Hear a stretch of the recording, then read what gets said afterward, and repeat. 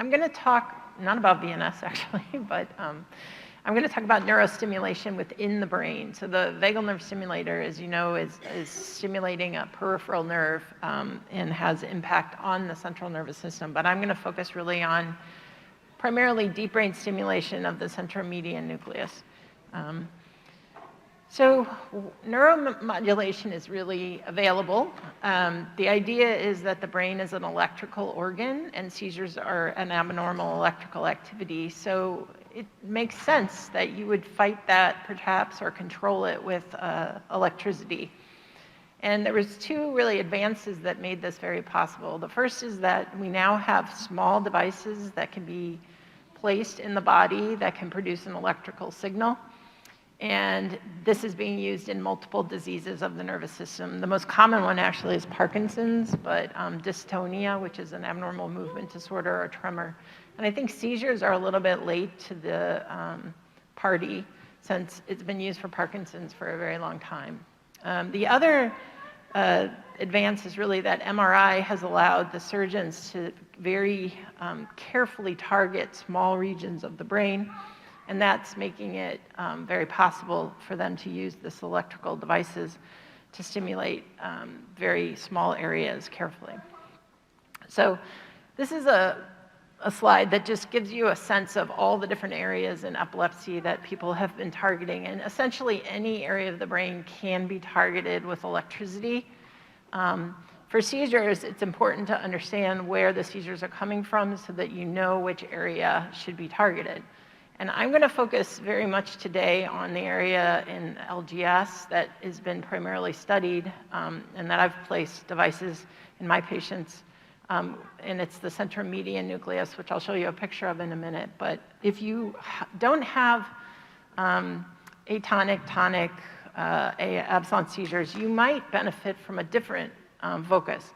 So if, for instance, you mentioned the temporal lobe, there's certainly a large amount of literature on placing these devices into the temporal lobe if your seizures are coming from that area, for example.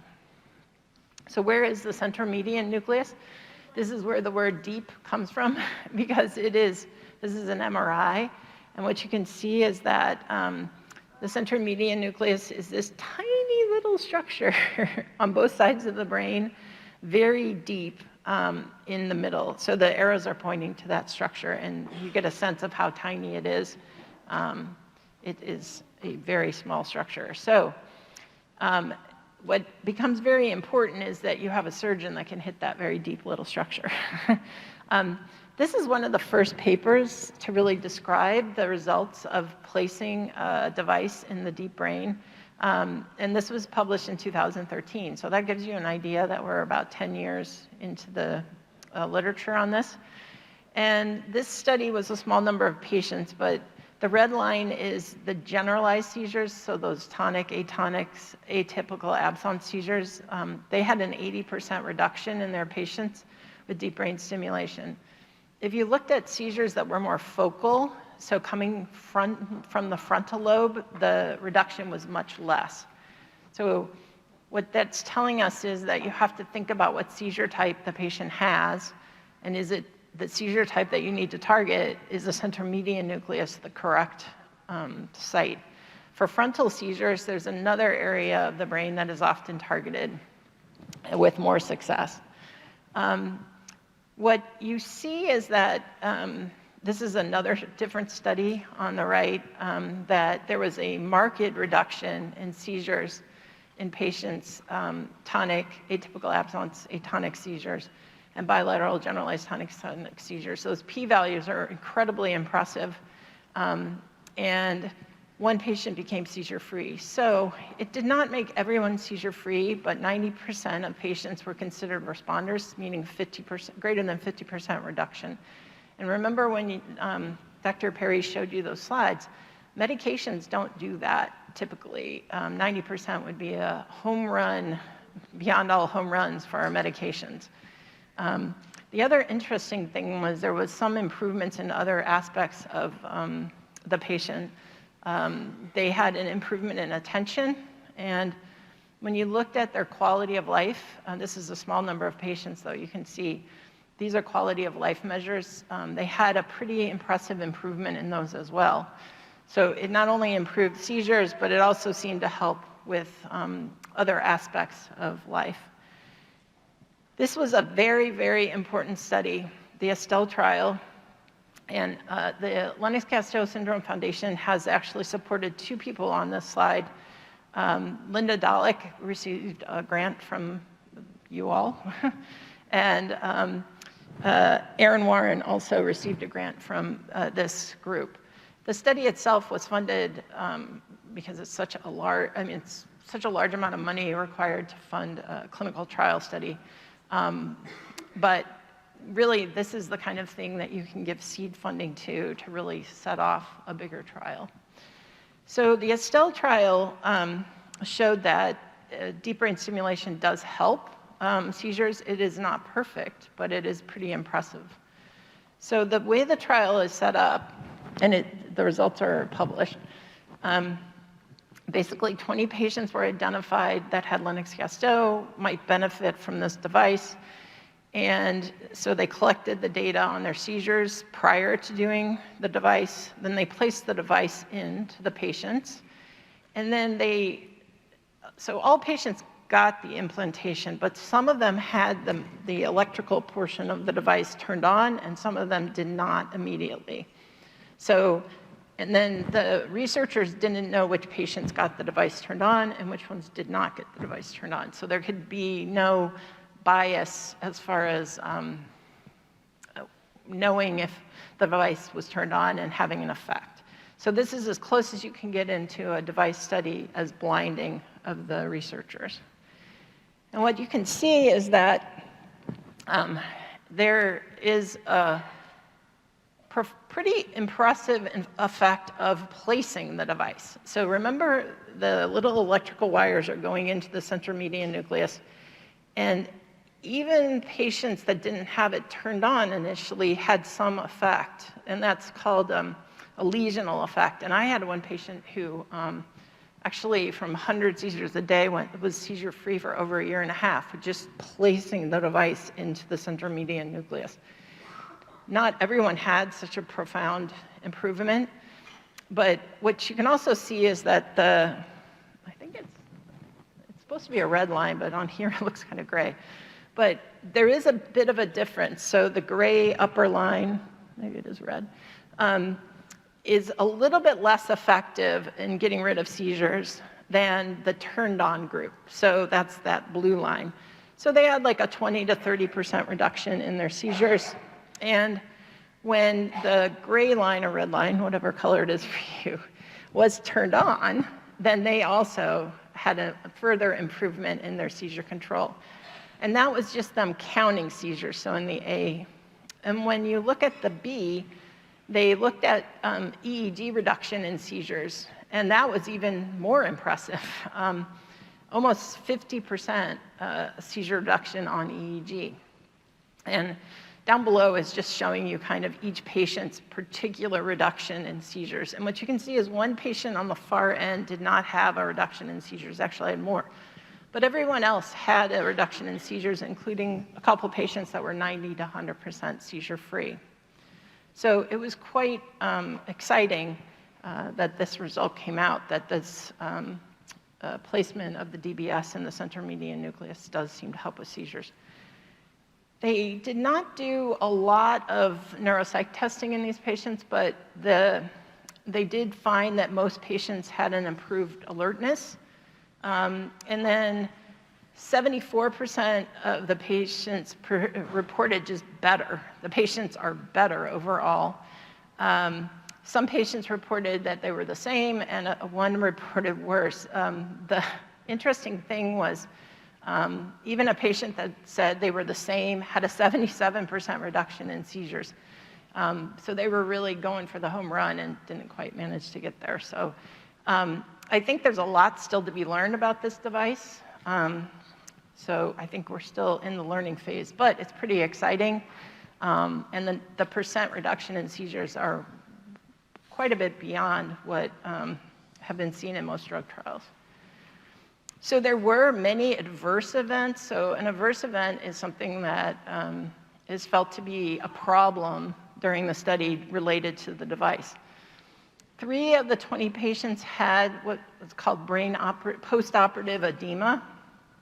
We did have one patient in our center that had that as well, so I kind of was able to see it clinically myself, but they described it as an improving event, so the patient just seemed to be more sedated and less responsive for a few days after the surgery, and then improved. And that is what happened at our site and returned to baseline. So we don't understand this brain edema, but that was really the major adverse event. And then one patient had an infection and the device had to be removed, which is always a risk of any kind of surgical procedure. What the patients complained of is a tingling or sensory change with the device, and all of that was transient. And now, having placed quite a few of these, it is true that initially when I change the settings, the patients will say, I feel something in my mouth or my hands, and then we sit there together for about 10, 15 minutes and it goes away. It's not really painful, it's more odd to them. That's at least how I would characterize it. There was some decrease in appetite in some of the patients in their study. So practically speaking, you need a surgeon that can hit that little sucker. And that may not be an epilepsy surgeon. There are surgeons called functional neurosurgeons that have done this hundreds of times for Parkinson's disease.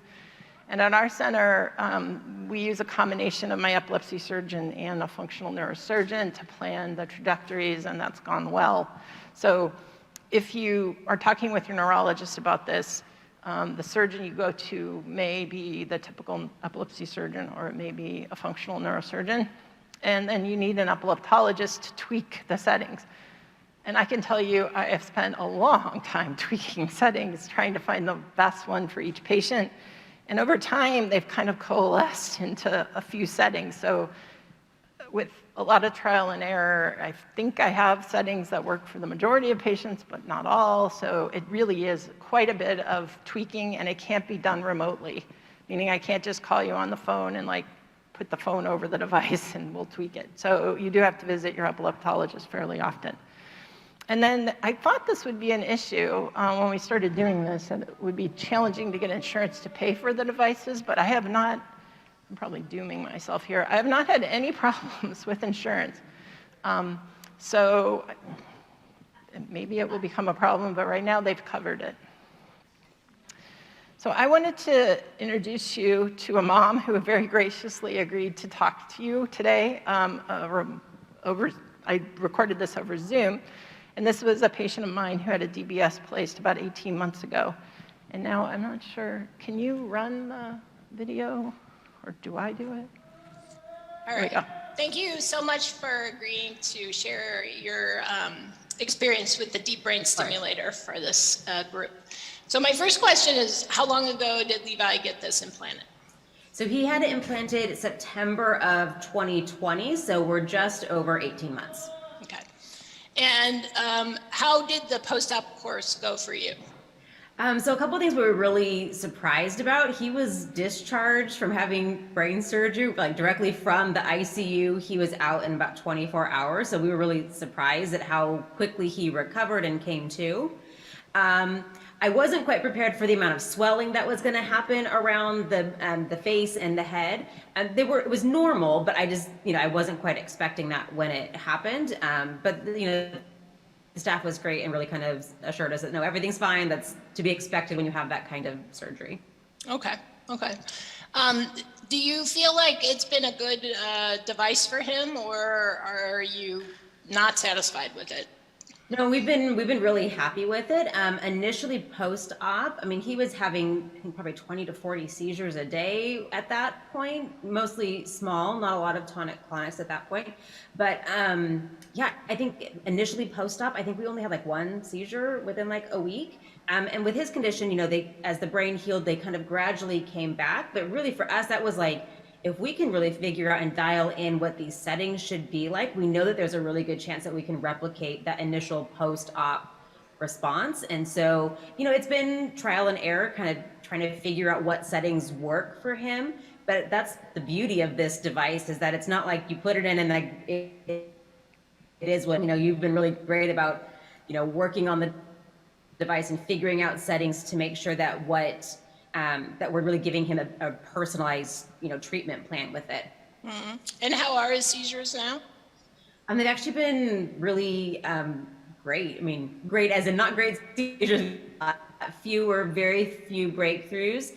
And we did notice this last fall, his device somehow got turned off or the battery ran out. I'm not sure exactly how that happened, but he had massive breakthrough tonic-clonic seizures. And once we realized that it was a result of the device not being on, and we turned it back on and they all stopped, that was a huge relief for us, and knowing that the device really was doing what it was intended to do.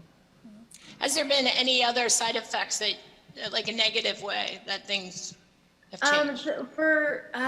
Not any like behavioral or cognitive. I would say he's actually more clear-headed, especially initially when we kind of got that dialed in. That was really great.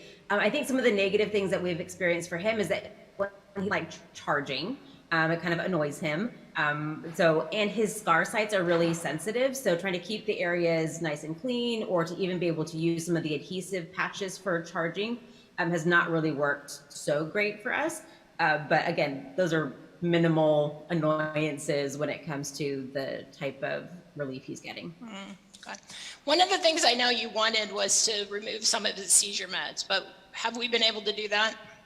We have not yet. We have added a medication since then, but that combination of, I think, the DBS and this new medication, we've been able to get probably the best results we've ever had since his diagnosis. And we are looking at trying to wean off one of the medications he's been on the longest, hopefully over the summer. So we are going to start attempting to do that. Okay. All right. Is there anything I should have asked you that I didn't? I don't think so. Okay. All right. Thank you so much. You're welcome. All right, so I thank his mom for doing all that. I recorded on Zoom, and you can see there was a few glitches in my Wi-Fi at the time. But so I want to talk a little bit about the devices. And one of the things that she mentioned was the charging. And I was talking to another mother here who got their child had a device plan, and they had a different device. So there are several devices out there, and they all have their pros and cons. So I don't know that there's one device for each patient. The device that he had is from a company called Boston Scientific, and it is a rechargeable version of the device. And the reason that I've put those in primarily is it's much smaller.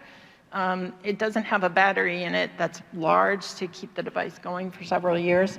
I also felt that since my patients are pediatrics, and if this is working, then they might have it for the rest of their life. And without a battery and recharging, you would not need to replace it as often, but that's theoretical.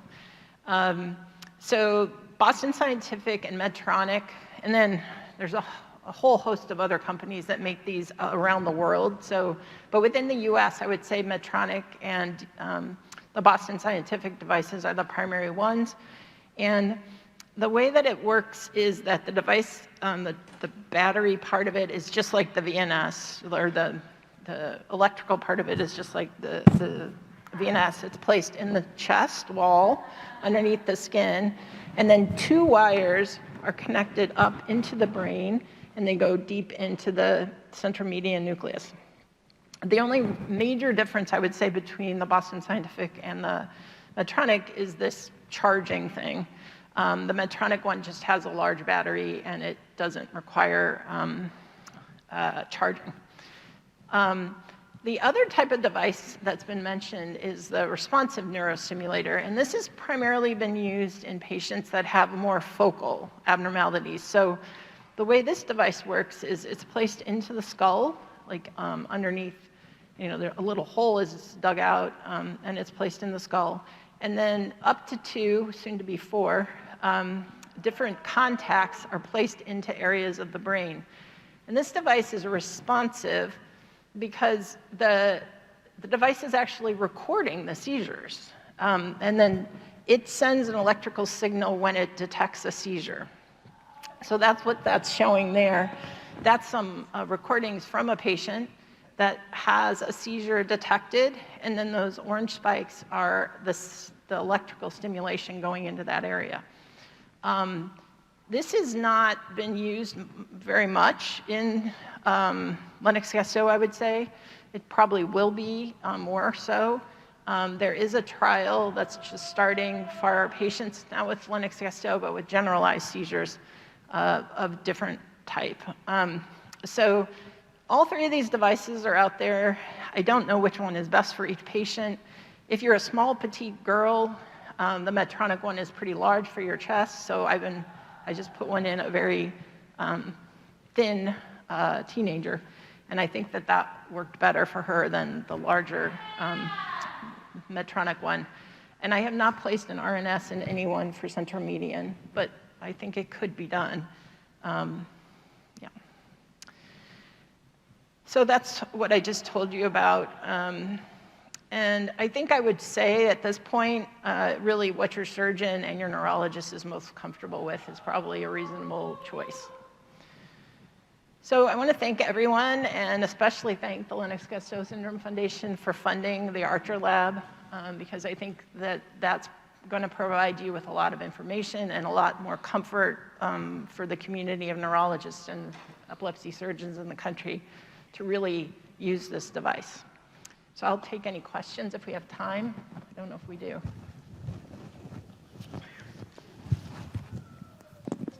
Great, that was fabulous. Thank you, Dr. Porter. I love the mom. Yep. Hi. Love the video, love the mom. It looks like we have one right there in Yes, front on the right. Yep, go for it. I just have a couple quick questions. Is there specific seizure types that are better, that the DBS would help better?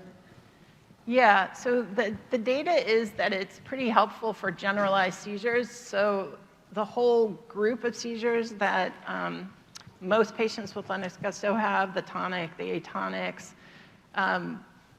the atypical absences have really been easy to treat with this, which I was somewhat surprised how that seems to be for my patients, the seizure type that immediately just sort of melts away. And I think that's maybe why, she mentioned he's a little brighter. I do get that sense that, some of those seizures they're having frequently throughout the day, the seizure type that has not been very responsive, and you saw that in that first slide, focal seizures have not been as easy. And in my patients, I don't think I've made too much headway on those. So I don't know that because the studies really haven't been big enough to really say this seizure type versus that seizure type, but the generalized seizures are the ones that seem to have the most benefit. And then my son has a VNS now. It's really not doing anything. So I'm wondering, could you take that battery out, put the battery for the DBS to replace it, or if they wanted to keep the battery in from the VNS, would they place the other battery? So absolutely every one of my patients has already had a VNS because, the guidelines really are a VNS is approved for Lennox-Gastaut.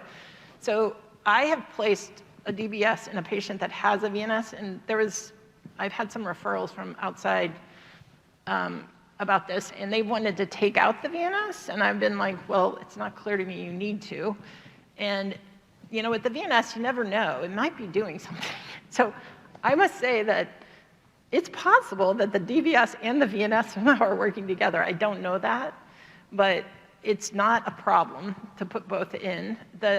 The MRI has to be tweaked a little bit in that the way that the MRI is done to place the DBS, we have certain sequences we do a little differently.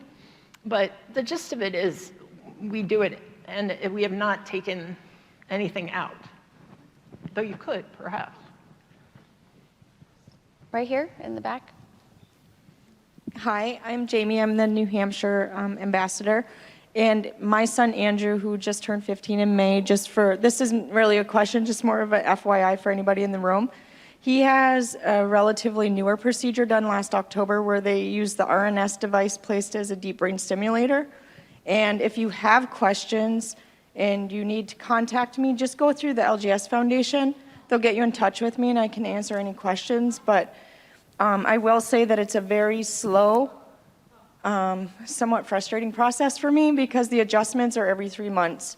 But the goal is just for him, it was for his atonic, mostly his atonics and sometimes the general tonic-clonics. But that's kind of a newer procedure, so if anybody wants any information, they can let me know. Yeah, there's someone else in the audience, I think, who told me about their child's device. I don't know if they'd be willing to share as well. Sorry, I cannot see. Brittany, right? there Yes. you are. So my There she is. daughter, Amari, she just had the DBS put in February. And I was talking to Dr. Porter because it is with our doctor, it's a slow ramp. We go up 0.5 every month. It's once a month.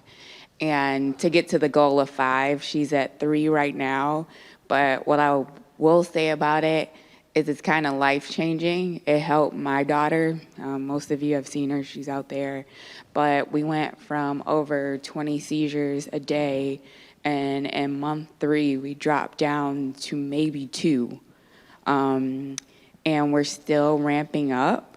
We hit Texas, and that's another story because of the heat, so she's been seizing a lot, but that's not her normal. But it truly has helped us. I think it is one of the greatest treatments that she has had thus far. She also has a VNS implanted with it. So like Jamie, if you need any information or you have questions, I'm always on the site and you can find me. Thank you both for sharing. And I did mention that having done this a lot, I sort of now know what settings to go to, or at least I immediately kind of go to those and then tweak around those. So it's gotten much faster. So once your physician gets comfortable, I think, with this, they may have different strategies for doing the adjustments. Sorry. Great. And one more question right here in the front.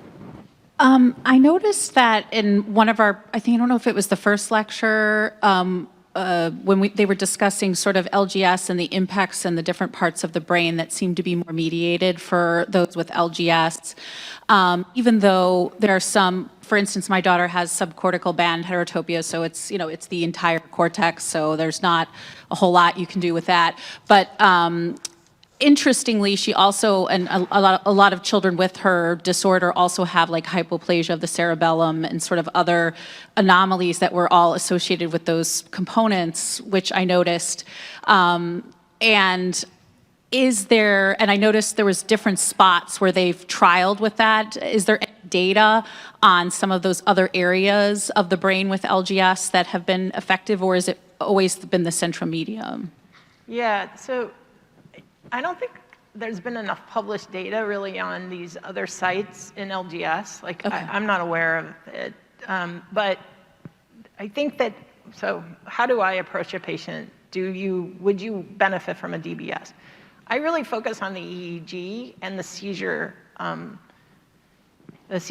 frequency, severity, those kind of things. And if the EEG shows a lot of slow spike and wave or a lot of very generalized seizures with, that low voltage suppression with tonic seizures or atonic seizures, I think that is a sign that a DBS might be helpful.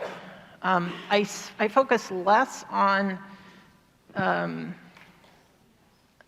for instance, your daughter probably wouldn't benefit from a focal surgery. Maybe a callosotomy would help, but so I would always do a focal surgery if I thought I could do that successfully first, because that has the highest yield of seizure freedom. But if that's not an option and the EEG looks like I described, then I think she would be a DBS candidate, whether or not there are multifocal structural abnormalities. Right.